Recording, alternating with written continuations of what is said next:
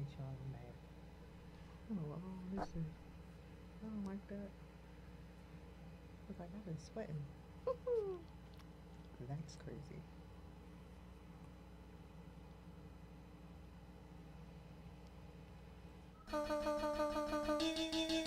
Wyclef Jean, BKS1 Radio. Let's go. This is Essence Atkins, and this is BKS1 Radio. Hi, this is Melba Moore, and you're listening to BKS1 Radio.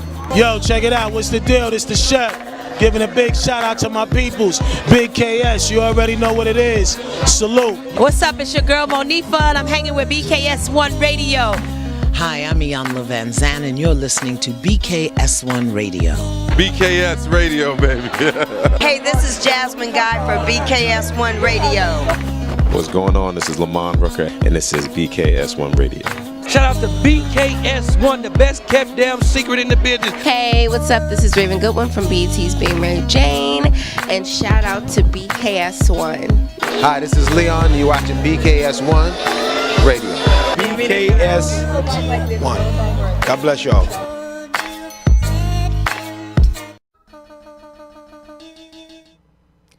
Hello, hello, hello, everybody, and welcome to BKS1 Radio. It's your girl, Latoya Chanel, and I am back in the building tonight for the OWL Show, and I'm very happy to be back here. I have been gone for the last couple of weeks, but I am back here, and you know what?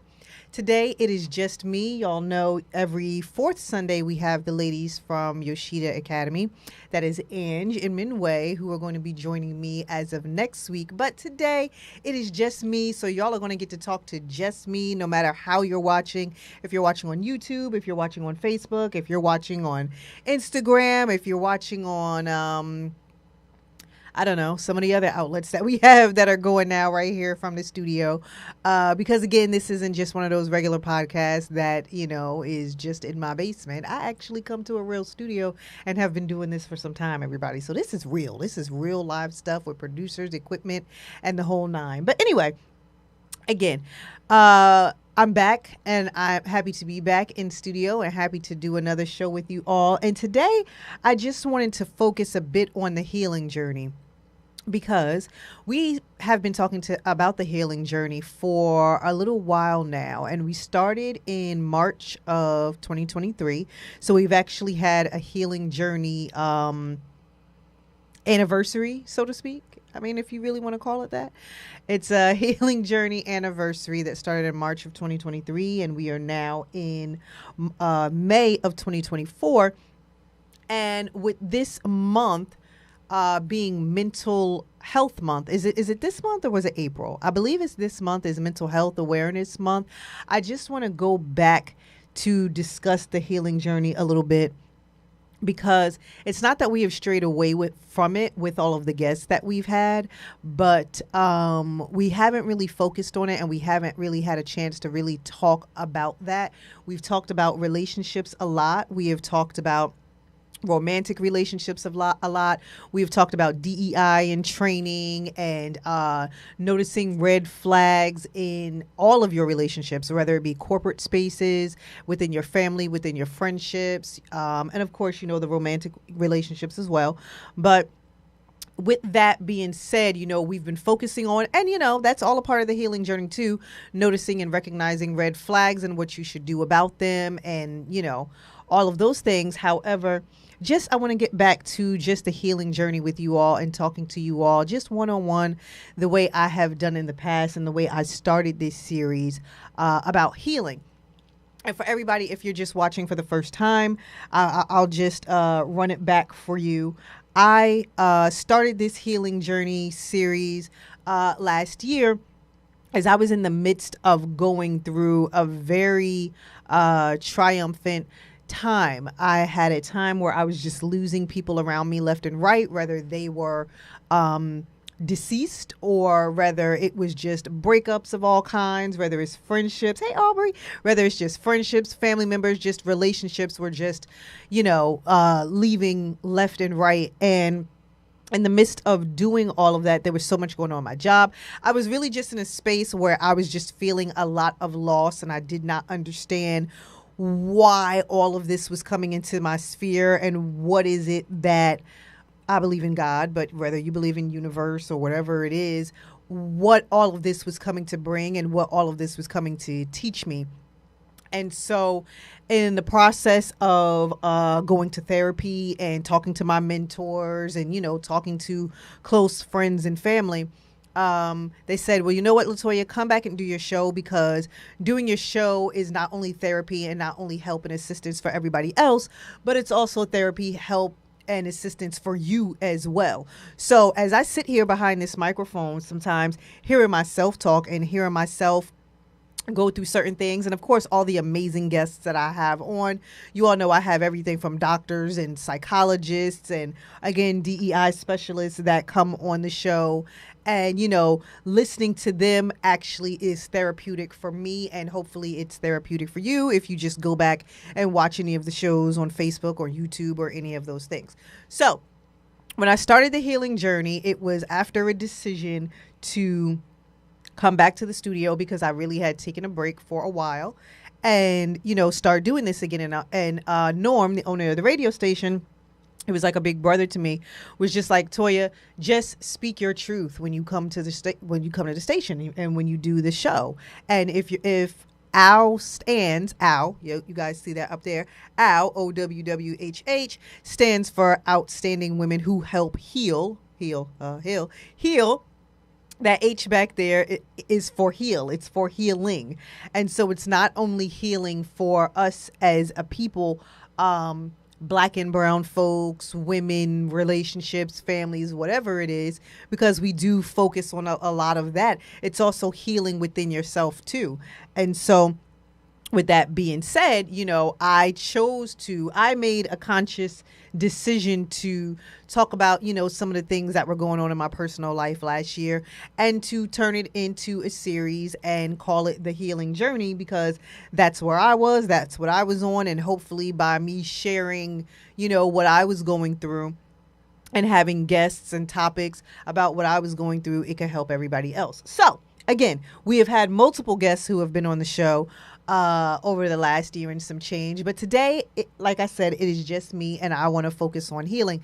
So I just really want to check in with everybody and see, where you are and how you are mentally and emotionally. And I want to ask everyone the question, right? Because most of the people that watch this show and most of the people that comment and talk to me are, of a certain age and, either established in life or in the process of being established in life. And, we have a number of areas in our life that we are responsible for, and we need to focus our time and attention on. For most of us right now, it's not just about having fun and just, doing all these great and amazing things. There's a lot of responsibility, whether you are a parent and you're raising children, or some of us, like myself, are caregivers. So I am here in this sandwich generation where I am raising, well, my children are pretty much raised, because I had started having children early. So my children are pretty much grown. I have a son in his last year of college. And so, but, when you're a parent, that even when your children are grown, that doesn't mean that you stop teaching or stop learning or stop caring for them. It's just a different phase of parenting, right? So it's like you go from telling them what to do all the time to advising them, because hopefully if you have a great enough relationship where they're actually talking to you about different things that they're going through in life, you can now advise them on, different things, different decisions that they should or could be making,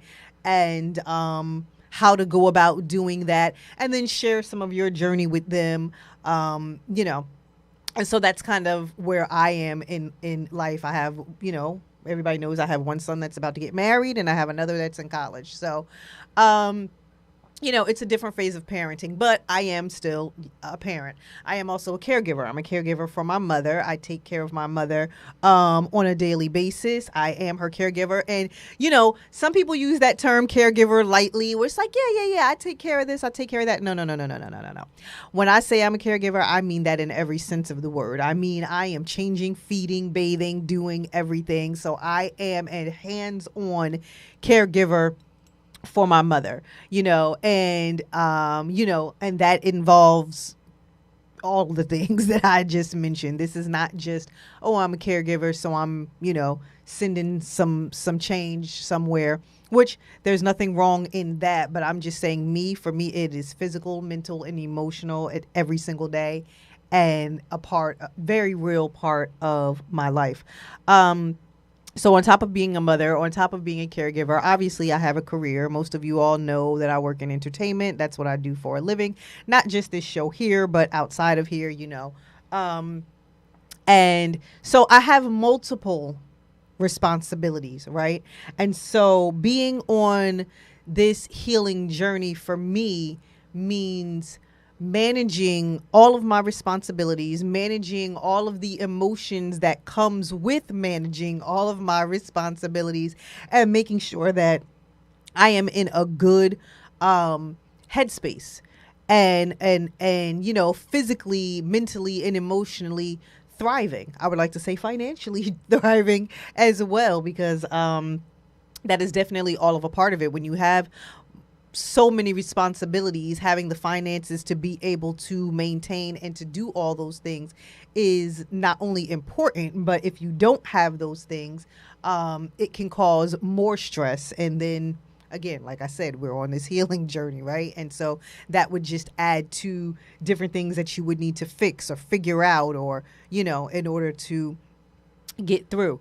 So, like I said, I asked the question to you all, not only how is everyone doing, but I also asked the question to you all, how does everyone deal with and cope with adulting?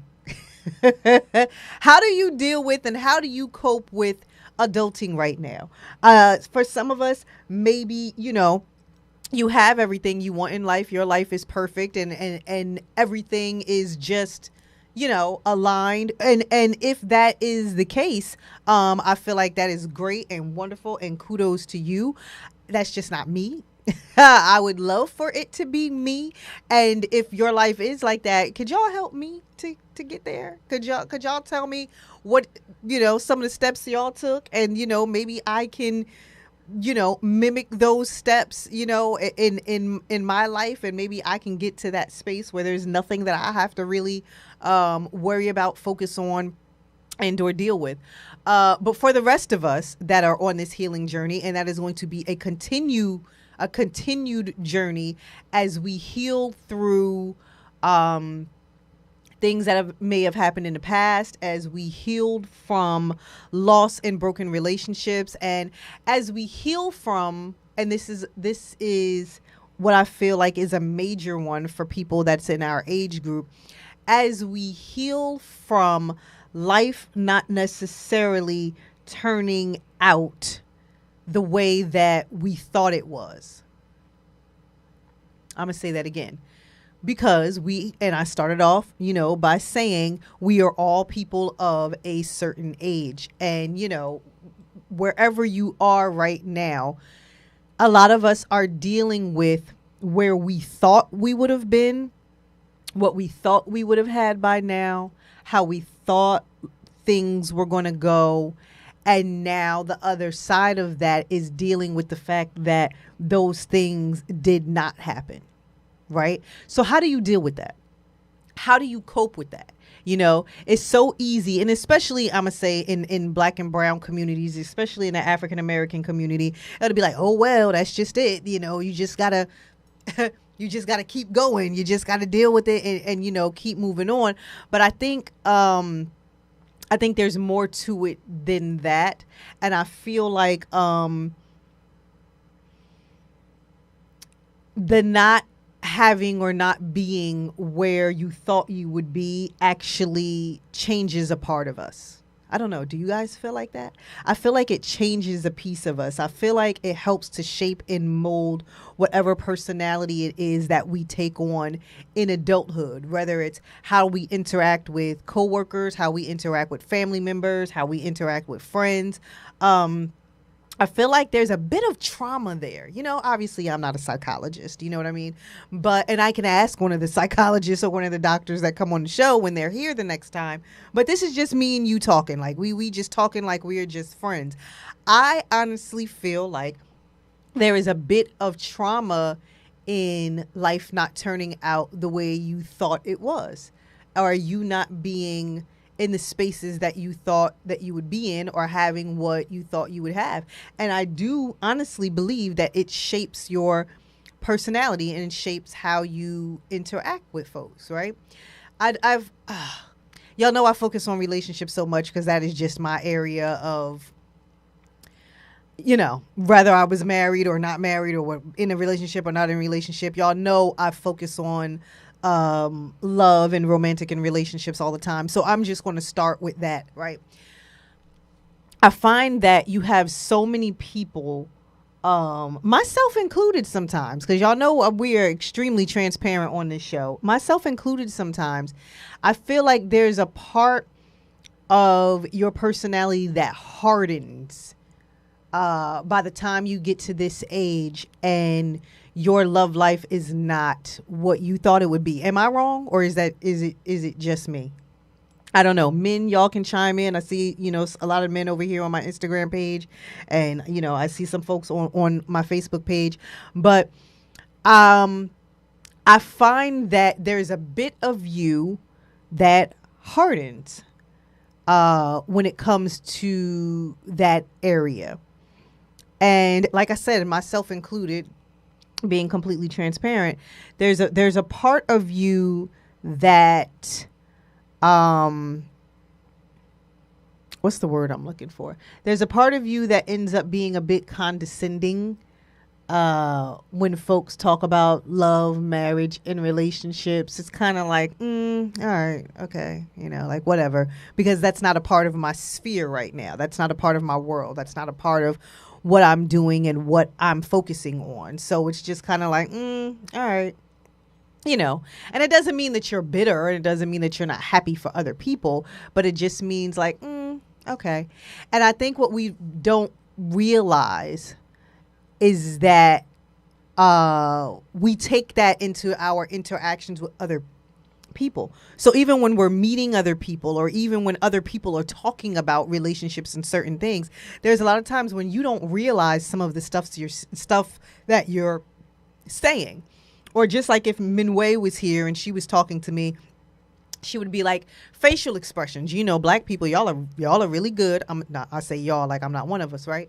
But we are really good with the facial expressions when someone is talking or when someone is saying something. It's like the microaggressions when someone is talking about something that can come out. So when I say it changes parts of your personality and it can morph you into someone that you wouldn't otherwise be if things had turned out the way you thought you did, you know, because I think that's just human nature, and I think that's how we are.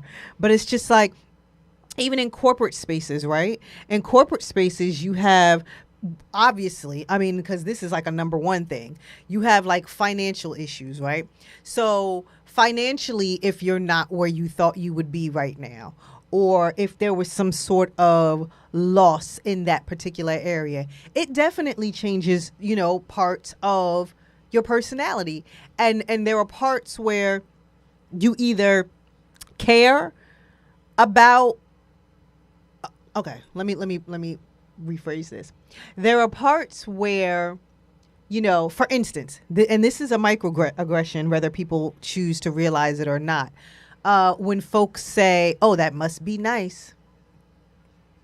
And y'all know that most of us are very, very guilty of that. Hey, Katrina. Y'all know that most of us are very, very guilty of that. Those microaggressions where you say, ooh, that must be nice. Right.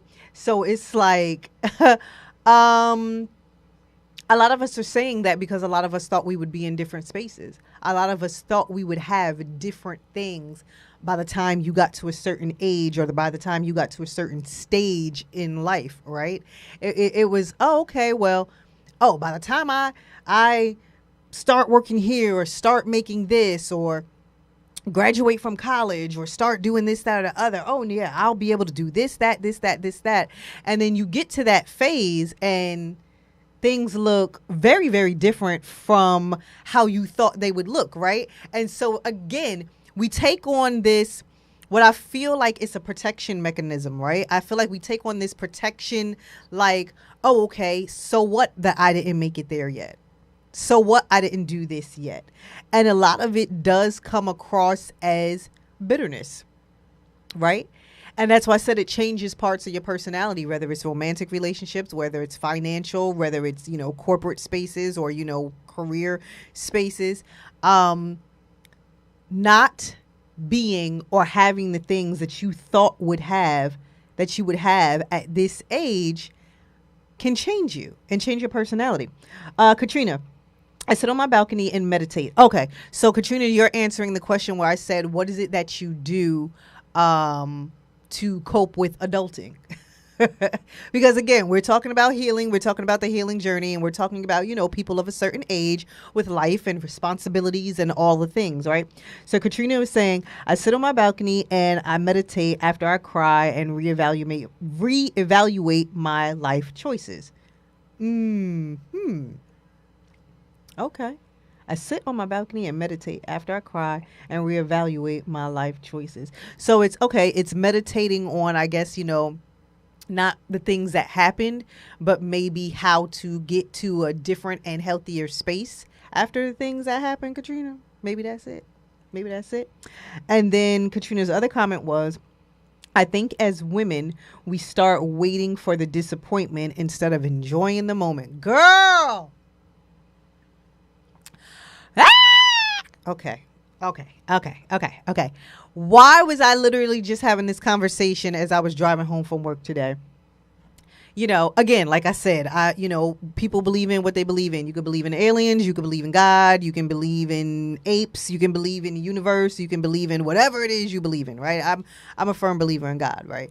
So, there's a scripture that is after you suffered a while, right? And after you suffered a while, then, the things that you've been praying for, the things that you have been asking for, all those things will, be granted to you, right? But baby, let me tell you what people don't talk about.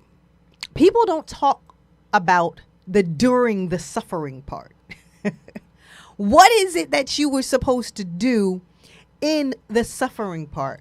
Because I feel like, and not only as women, but as, men, all of us human beings too, that while we are in that suffering phase, to Katrina's point, there is so much waiting, disappointment, frustration, aggravation in no matter what it is, that by the time we get even a 16th of what it is that we have been asking for, it's like by the time we get it, we don't even want it anymore.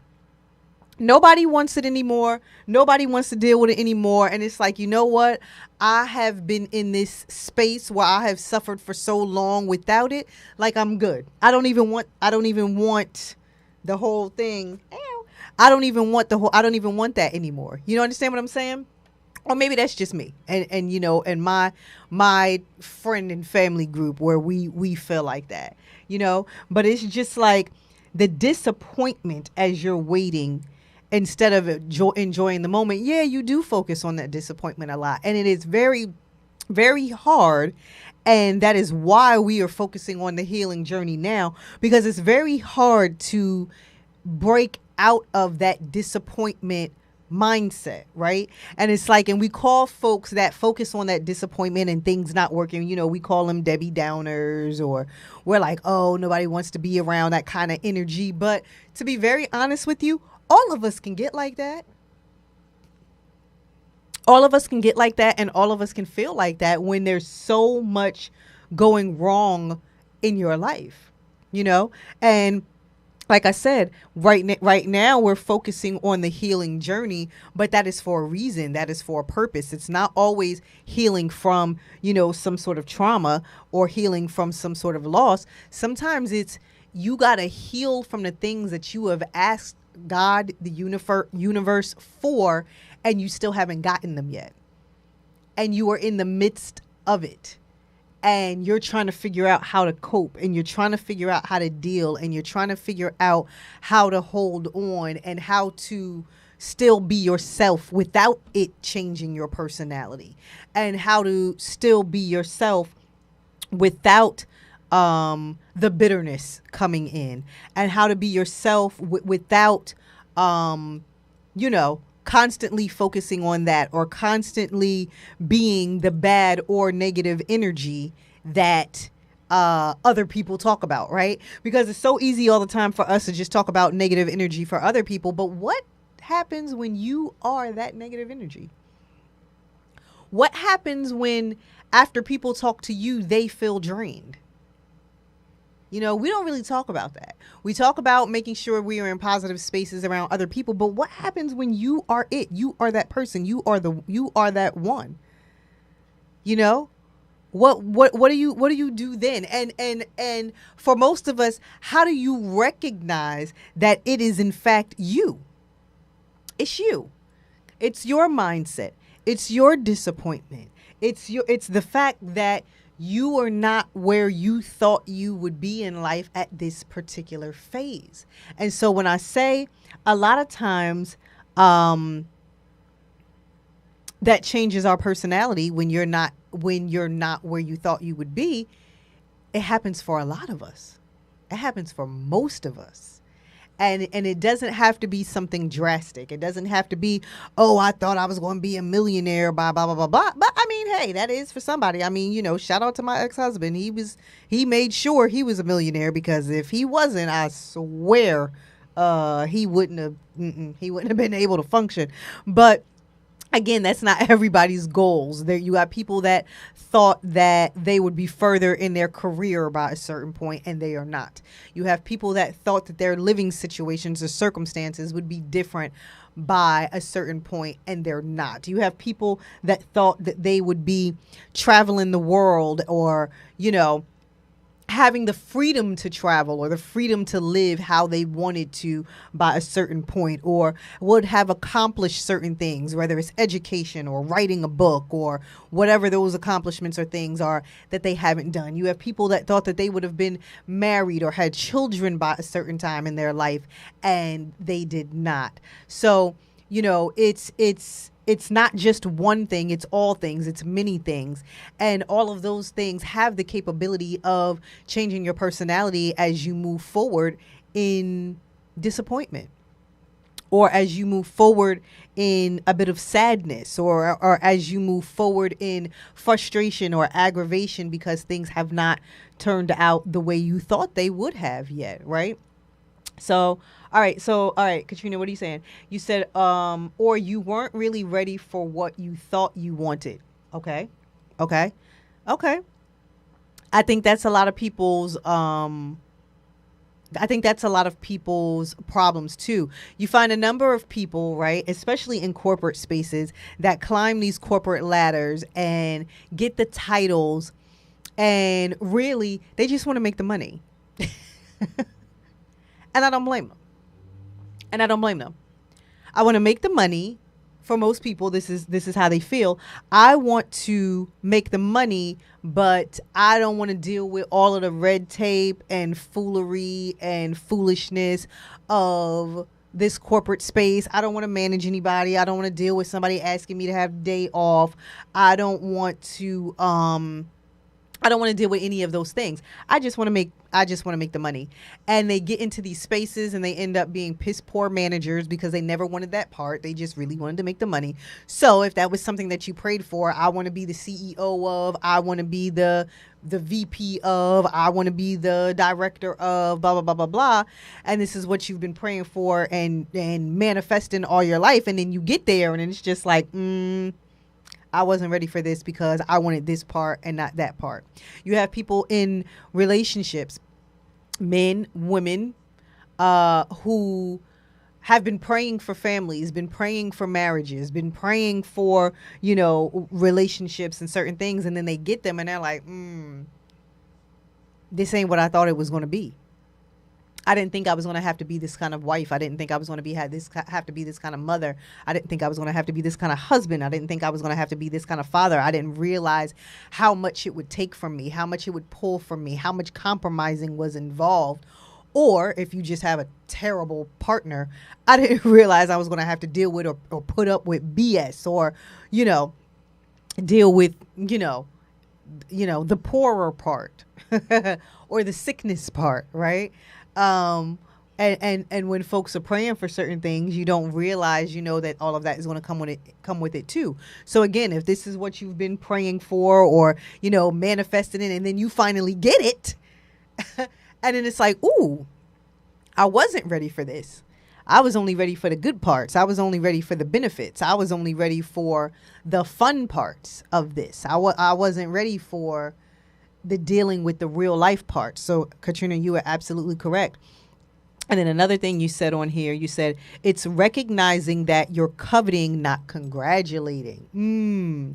That is definitely a part of it. A part of recognizing that you are operating out of a bitter mindset because life has not turned out for you the way you thought it was is coveting what someone else has. Coveting what someone else has. Now, I feel like there is one thing where when seeing what someone else has, friends, family members, strangers, whatever, seeing what they have and using that as some sort of temporary motivation or some sort of long-term inspiration to get what it is that you want in life, right? Because we can all do that. There's someone that inspires us all, right? And you should really be surrounded by or have someone in your space that you aspire to have some of the accomplishments that they have. So for me, I have a mentor, right? I think everybody needs to have a mentor, and I think everybody needs to have a therapist, because guess what I'm not trying to do? I am not trying to figure out this life all by myself, because I can't. I don't know everything. I'm just getting to this age. I'm just getting to this space. I'm just getting to this level in my career, and I can tell you, I don't know everything. I will come in like I know absolutely nothing, and obviously, God has granted me with some wisdom in certain areas, but there's only so much I know in spaces that I've never been in, right? So I'm a firm believer that every single last one of us needs a therapist to help you work out not only the things from your past, but your thought patterns and your thought processes moving forward, right? So I believe everybody needs a therapist. I believe everybody needs a therapist for that. And then I believe everybody needs some sort of mentor, career-wise. I'm talking about business career-wise, because there are people that are where you want to be or have been where you want to be, right? And so find a good mentor, someone who has done this before, someone who has navigated this space already and is willing, and is not robbery from them, to help guide you in getting to those spaces, right? So I have a mentor. I check in with my mentor quarterly, and she understands me. She knows all about me, how I operate, how I think, all of the things. And I just go and sit down and be like, I don't know how I feel about this. I don't know where I'm going next. I don't know. And she'll be like, all right, come on, let's map out some sort of blueprint. Let's map out some sort of plan. I know you're interested in this. I think you should continue to do that, et cetera, et cetera. So I have a therapist and I have a mentor. Dre said, I got King Jesus. Yahtzee. Absolutely. I do believe in a heavy spiritual prayer life. I believe in that heavy. I mean, everybody on here, y'all know I was raised in church, although sometimes I may look like a heathen. I'm not. But I do believe in that. I do believe in reading scripture. I do believe in reading the word. That's just me, though. I don't put that on everybody else for y'all to do, because it's my walk with God. It don't got to be y'all walk with God. Y'all do whatever works for y'all. But that's what I do, right? Personally. So, yeah, I do completely agree with you, Dre. He said, I got King Jesus. But what I'm saying is, I have a prayer life and I have my belief system. But on top of that, I also have a therapist and I also have a mentor as well. And I would advise that for folks. I'm trying to go back to my point. So my point was that, I do feel like when we are in spaces where we're coveting and not congratulating, you have to recognize or you have to shift your mindset to coveting to inspiration. You know what I mean? And I know that's just talk, and that's not something that's going to be simple for a lot of people, but it is, it's just a thought. It's just a thought. If you're looking at somebody and you're looking at something that they got that you wanted, that you thought you would have that by now, or you thought you were going to be in a space to do certain things by now, and you don't have it, and someone else does, you do have to do a check-in with yourself, and you got to say to yourself, okay, am I coveting that? Am I really hating on that? Or can I use whatever it is that this person is doing or has as inspiration to get where it is I want to be, or get where it is I'm trying to go, or where I thought I would be already, right? So it's like you're right, Katrina. It is making sure that you are recognizing that you're coveting. Recognizing that you're congratulating and not coveting. And I say all of that, right? Because again, how does everybody that has been in the chat right now, how do you deal with the notion that you are not where you want to be? How do you, or the fact that you're not where you want to be? How do you deal with the fact that you don't have everything that you thought that you would have? A lot of us wake up in the morning and never, ever, ever thought that our lives would be what it is currently. And I'm talking to grown folks, right? I'm talking to grown people. I'm talking to people that, we've had the years, we've had the decades to figure it out. And life happened. Adulting happened. Loss has happened. Change of mind, change of heart, or growth could have happened for you, right? And sometimes when growth happens for us, we are starting over. You know what I mean? And starting over sometimes means, listen. I know what starting over means. I talk about it all the time. I've been divorced. I've had to start over in a new town, in a new state, with a different roof over my head. I had to buy a different car, had to rebuild credit, had to find a different job, had to have a completely different career. You know what I mean? I've been there. I've done that.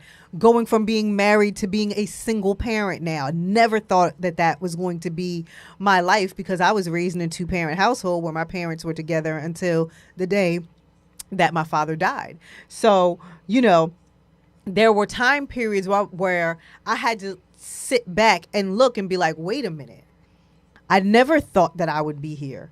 I never thought that this was going to be me, right? I never thought that this was going to be a part of my life. And so my question to a lot of people is, how do you shift, or how do you pivot from the disappointment into the determination to get where it is that you're trying to be? And how do you shift from the mindset of coveting someone who has or is doing all the things that you want to do to I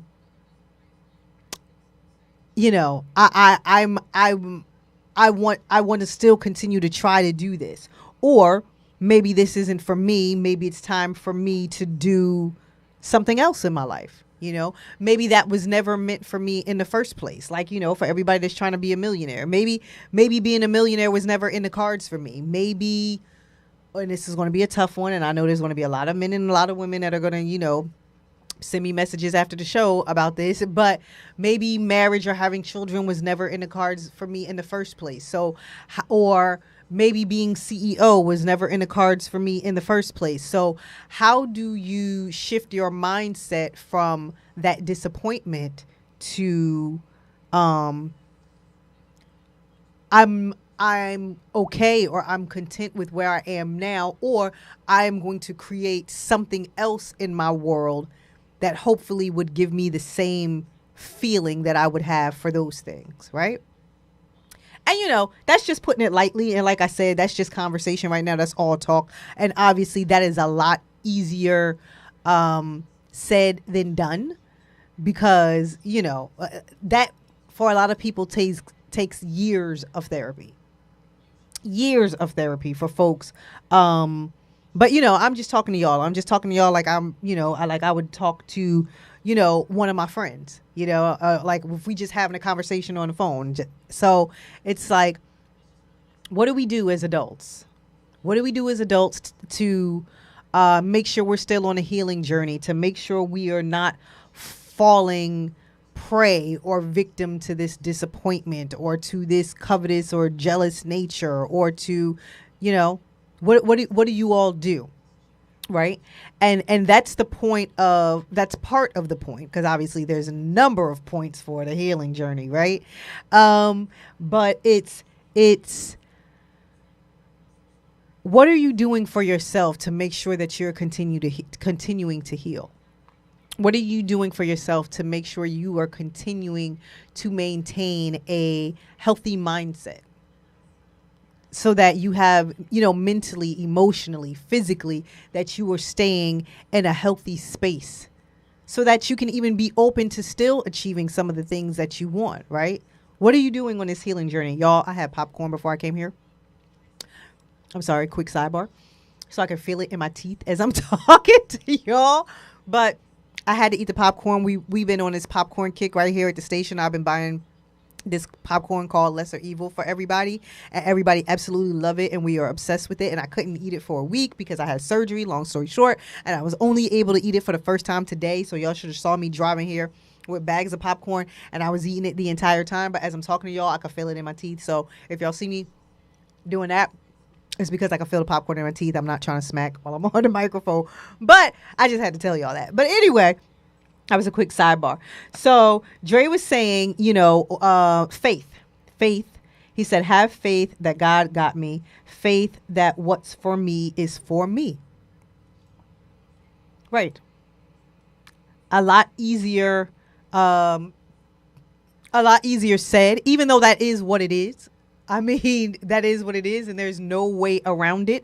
You have a number of people that not only have a lack of faith, but you have a number of people that are not able to cope with the not having part, and they're not able to honestly deal with the fact that, again, because the original question was, how do you deal with the fact that you are not at this big age? And for people who have worked on their lives, how do you deal with the fact that you're not in a space where you thought you would be? You don't have what you thought you would have. You have not accomplished what you thought you would have accomplished by now. And I think these are questions that we need to start asking, not only ourselves, but in your personal spaces, with your friends and with your families, maybe not, your coworkers, because this is probably not a water cooler conversation, but with your friends and with your families, and even with your children, right? Even with your children, because, there's always optimism with children. Like I said, I have grown children. So for them, they are still, going out and achieving. They're still like, nope, this is possible, and I'm going to do that. And I love that for them, and I encourage, that kind of thinking and that kind of stick-to-itiveness and go-getterness and all of that stuff, right? But, for us, where unfortunately life has had the beautiful liberty of taking its way with you, and adulting has happened, and responsibility has happened, and yeah, you weren't perfect. You made some mistakes, and yeah, you weren't perfect. You made some poor choices, or you made some poor decisions, and now where you stand is not where you thought that you would be.